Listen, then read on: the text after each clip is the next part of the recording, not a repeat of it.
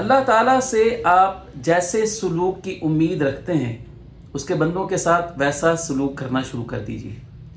अगर आप चाहते हैं कि अल्लाह ताला आपकी तकलीफ़ें दूर कर दे, तो अगर आप उसके बंदों में से किसी बंदे की तकलीफ़ दूर कर सकते हैं तो ज़रूर कीजिए। आप चाहते हैं कि अल्लाह ताला आपके ऐबों पर पर्दे डाले रखे, तो आप भी दूसरों के ऐबों पर पर्दे डालिए।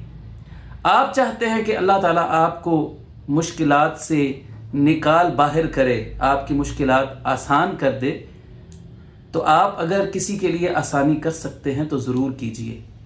आप ख्वाहिशमंद हैं कि अल्लाह ताला आपकी मदद करे, तो आप अगर किसी की मदद कर सकते हैं तो ज़रूर कीजिए।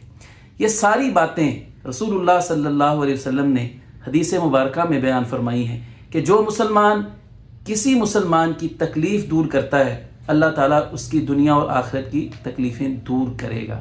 जो किसी मुसलमान के लिए आसानी करता है, अल्लाह ताला उसके लिए आसानी करता है। जो किसी के ऐबों पर पर्दे डालता है, अल्लाह ताला दुनिया आखिरत में उसकी ऐब पोशी करता है। और अल्लाह ताला उस वक्त तक अपने बंदे की मदद करता रहता है जब तक बंदा अपने मुसलमान भाई की मदद करता रहता है। तो ये अल्लाह का वादा है, अल्लाह वादा खिलाफ़ी नहीं करता है।